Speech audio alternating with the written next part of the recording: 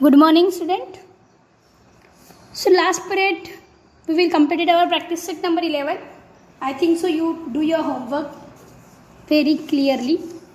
Now today we will see about the new topic, that is the find the HCF by prime factor method. What is meant by the HCF? HCF means क्या होता है? HCF means होता है high common factor. Okay इसी को हम लोग GCD भी कह सकते हैं. GCD मतलब ग्रेटेस्ट कॉमन फैक्टर, मतलब जिस भी फैक्टर्स में जो ज़्यादा नंबर्स में आते हैं उसे हम हाई कॉमन फैक्टर या ग्रेटेस्ट कॉमन फैक्टर कहेंगे. तो अभी उसको किस तरह फाइंड आउट करना है, इस मेथड से हमें प्राइम फैक्टराइजेशन मेथड से हमें फाइंड आउट करना है. सबसे पहले हम लोग ऐसा ही एग्जाम्पल एक देख लेंगे कि 24 एंड 32. ओके 24 एंड 32 ये दो नंबर्स है. इन दोनों का हमें हाईएस्ट कॉमन फैक्टर निकालना है, मतलब HCF निकालना है. ओके तो सबसे प्राइम फैक्टराइजेशन मेथड मतलब अभी हमने कल आपको पढ़ाया था लाइक दैट दिस 24. ये तो हमने कल ही पढ़ा था. 24 का 2 से डिवाइड कर सकते हैं. 2 2 ज़ा 4, 2 1 ज़ा 2. देन नेक्स्ट 2 6 ज़ा 12, 2 3 ज़ा 6 एंड 3 1 ज़ा 3. ओके ना दूसरा यहाँ पे हम लोग करने वाले हैं इधर साइड, जिस तरह मैंने लिखा है उसी तरह लिखना है आप लोगों को भी. 32 का भी हमने कल किया था. 2 से होता है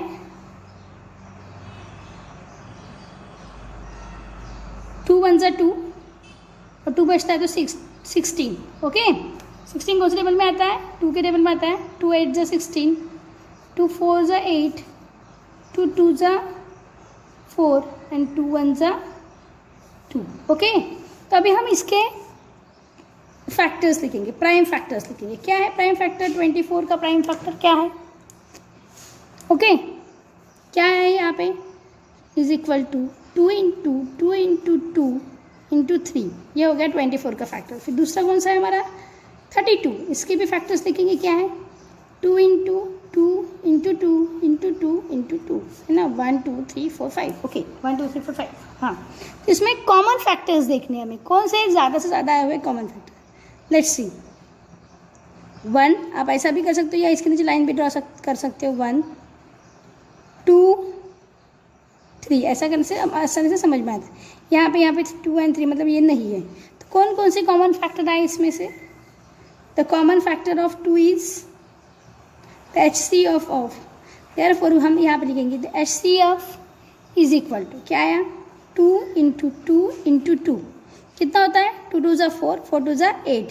तो HCF ये दोनों भी नंबर जो है हमारे 32 एंड 24, इन दोनों का HCF जो आया वो क्या आया? 8. अंडरस्टैंड? सभी को समझ में अच्छे से? हमने क्या किया? दोनों के फैक्टराइजेशन किए, सेम फैक्टर्स निकाले और जो भी आंसर आया this is the HCF of that. इसी तरह ऐसे ही आप लोगों को प्रैक्टिस सेट नंबर 12 सॉल्व करना है. कौन सा सॉल्व करना है?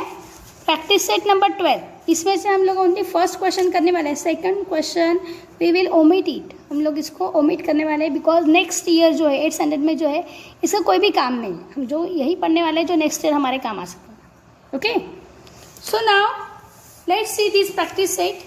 Find out the HCF. यहाँ पे HCF फाइंड आउट करना है. सिमिलर दिस कौन सा है? फर्स्ट प्रॉब्लम क्या है हमारा?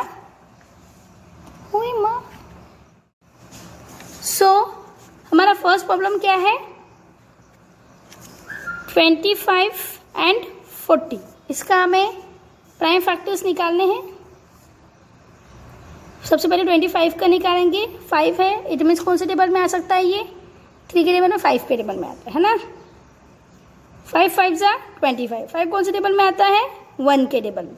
ओके ये हो गया हमारा 25 का जो भी आया है हमारा प्राइम फैक्टर यहाँ पे लिख लेंगे. 25 is equal to 5 into 5. Then next we will see this 40. Okay तो 40 का कैसे आएगा? 2 से हो सकता है. 2 20, देन 2 10, 2 5 ज़ा 10 एंड 5 1 ज़ा 5.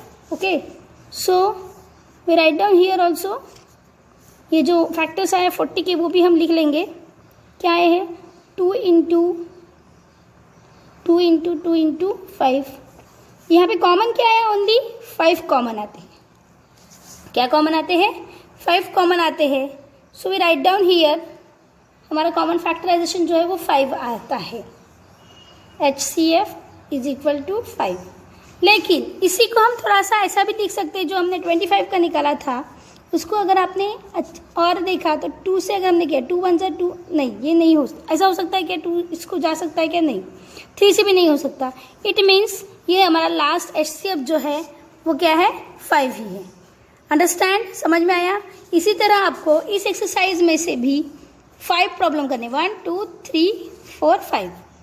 अंडरस्टैंड, किसी को कुछ भी, यहाँ पे देखो थर्ड प्रॉब्लम में 3 नंबर्स दिए हैं, तो तीनों को सेम प्राइम फैक्टराइजेशन मेथड से प्राइम फैक्टर्स निकालना है और तीनों को एक के नीचे एक लिख के जो भी कॉमन फैक्टर्स आएंगे उसकी पेयर बना के बस वो लिखनी है और करना है।